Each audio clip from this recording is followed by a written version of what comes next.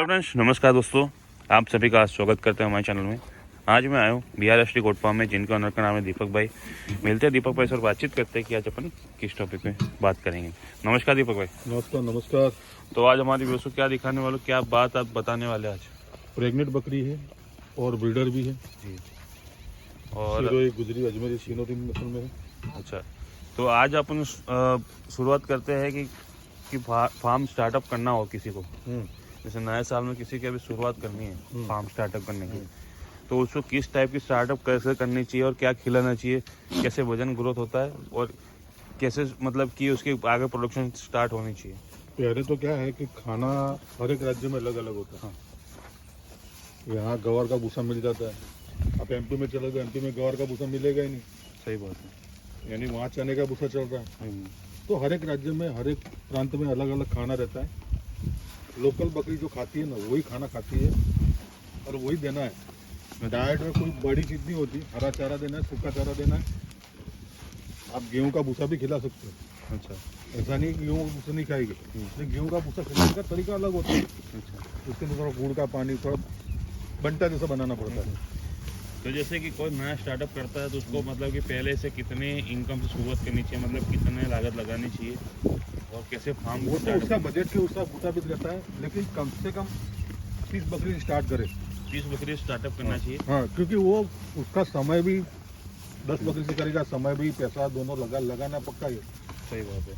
30 बकरी से करेगा वही पैसा लगना है। 30 बकरी में कितनी लागत आती है? 30 बकरी में कम से कम लागत आएगी 4.5 लाख रुपए के आसपास। 4.5 लाख की लागत आती है। और फार्म का शेड किस टाइप का बनाना चाहिए? फार्म का सेट ऐसा ही बनाना चाहिए, लेकिन उसको शुरुआत कर रहा है तो ये पाइप पे लगाई हमने। पाइप पे मत लगाओ, फेंसिंग जाली से स्टार्ट करो। उसकी जगह जाली लगा के आगे जगह छोड़ दो। जैसे मान लो ये 4 फीट की दीवार है। हाँ नजदीक आओ जरा, तो आपको बताने तो दिक्कत नहीं आएगी जी। ये 4 फीट की दीवार है। 4 फीट की दीवार। तो 4 फीट की दीवार चारों तरफ कर लो। चारों तरफ कर लो ना। हाँ, और ऊपर फेंसिंग जाली डाल दो 6 फीट की। अच्छा। 5.5 6 फीट की। तो आपका सेट 10 फीट का बन जाएगा। सही बात है। और ऊपर चद्दर डाल दो। यानी कि आपको मतलब कि ये समझ के चलो कि और इस टाइप का वाड़ा बनाना चाहिए। और कितने बाय कितने का बताया आपने? 30 बकरी डालनी है तो 20 बाय 30 का 40 का कर दो।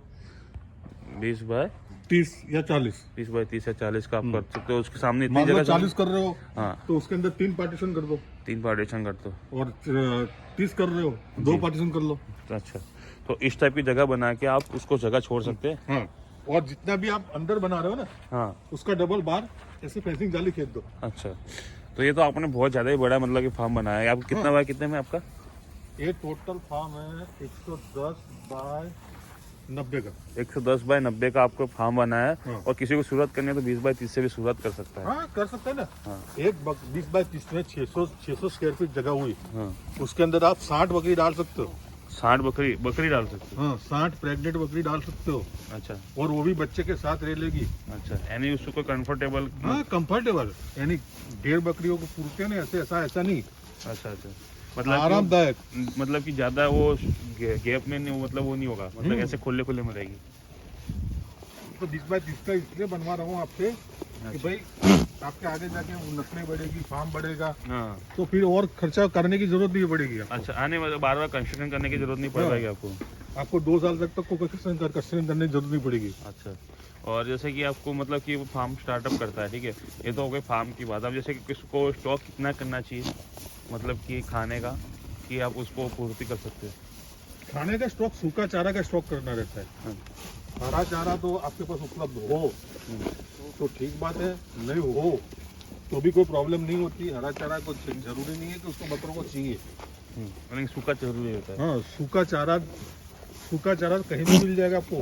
अच्छा, सूखा चारा कहीं भी मिल जाएगा। स्टोरेज सूखा चारा ही कर पाओगे। अच्छा। हरा चारा स्टोरेज हाँ, नहीं कर स्टोरेज पाओगे। हरा चारा तो नहीं कर पाएंगे, लेकिन सूखा ही कर पाएंगे। हाँ। बिल्कुल सही बात है। तो जैसे कि अपने हरे चारे में क्या क्या खिलाना चाहिए उसको और सूखे चारे में? हरा चारा तो आपके यार हर एक राज्य में अलग अलग खाना रहता है, इसलिए आपको हरा चारा मैंने छोड़ दिया है। अच्छा। और सूखा चारा में गेहूं का भूसा खिला सकते हो, चने का भूसा खिला सकते हो, मसूर का भूसा खिला सकते हो, गवार का भूसा खिला सकते हो, मूंगफली का भूसा खिला सकते कुछ भी हो। खा लेते हैं भूसे में। हाँ, और अनाज में क्या दे सकते हैं? अनाज में मक्का, बाजरा, जौ, यानी आपके यहाँ जो सुविधा उपलब्ध हाँ, हो। जो सुविधा उपलब्ध हो, अच्छा आसानी से जो मिले वो खिलाना चाहिए। अच्छा, बिल्कुल। और ज्यादा पैसा खर्च किए बिना।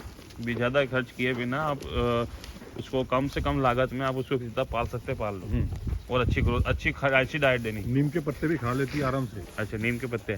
तो आपने जैसे अभी वो काट रखा है वो इसको खिला के? नीम के पत्ते बकरों को ही खिलाए। अच्छा, नीम के पत्ते, बबूल के पत्ते, बड़ के पत्ते या पीपल के पत्ते। तो इसमें कोई सीजन रहता है कि अपने को नीम के पत्ते खिलाने का? सर्दी में नीम के पत्ते काट के खिलाओ, अच्छा रहता है। वो मीठे रहते हैं शायद, है ना? मीठा पत्ता हो जाता है। अच्छा। और कभी भी मौसम में नीम के पत्ते खा लेंगे, अच्छा। ऐसा नहीं है। हफ्ते में एक बार खिलाना चाहिए, उसकी डीवॉर्मिंग करने की जरूरत नहीं पड़ती। डीवॉर्मिंग, नेचुरल डीवॉर्मिंग हो जाती है नीम के पत्ते से। नेचुरल डीवॉर्मिंग हो जाती है नीम के पत्ते से, है ना? बबूल के पत्ते खिलाओ, बोर के पत्ते खिलाओ। अच्छा, तो ये जो आपके मतलब कि बकरी रहती है 30 बकरी आपने बताई कम से कम लागत में, तो 30 बकरियों को में कितना ब्रीडर लगता है?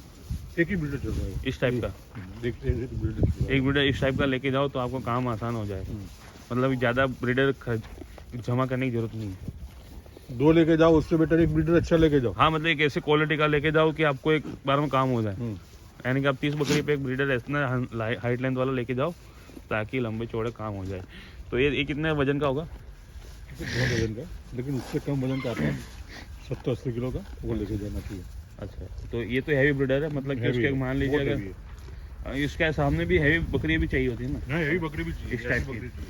वो जो बैठी ना ऐसी बकरी। हाँ, वो बैठी और एक ये वाली जा रही बकरी, फिर एक ये वाली, मतलब उसके सामने हाइट लेंथ वाली बकरी हो तो जबकि उसका बकरी का फायदा निकलेगा, यानी कि बकरी बैठ जाएगी। हाँ, सही बात है। तो जैसे कि इसका रेट क्या क्या डिसाइड है, मतलब कि ब्रीडर का बकरी का? 260 रुपए किलो बकरी मिल जाएगी। हाँ, और 350 रुपए किलो ब्रीडर मिल जाएगा। 350 और 260। हाँ। हाँ, और ये सारे मतलब कि 4 लाख के बजट के हिसाब से आपको 30 बकरी और एक ब्रीडर हो जाएगा। हाँ, 4.5 लाख में हो जाएगा। 4.5 लाख में आपको कम्प्लीटली ज्यादा 50,000 और बढ़ेगा, बाकी उससे हाँ, ज्यादा मतलब नहीं थोड़ा ऊपर नीचे बजट लेके चलना पड़ता है आपको। बाकी ये चीज़ है कि आपको कम्प्लीटली 4.5 लाख में आसपास में आपको काम हो जाएगा।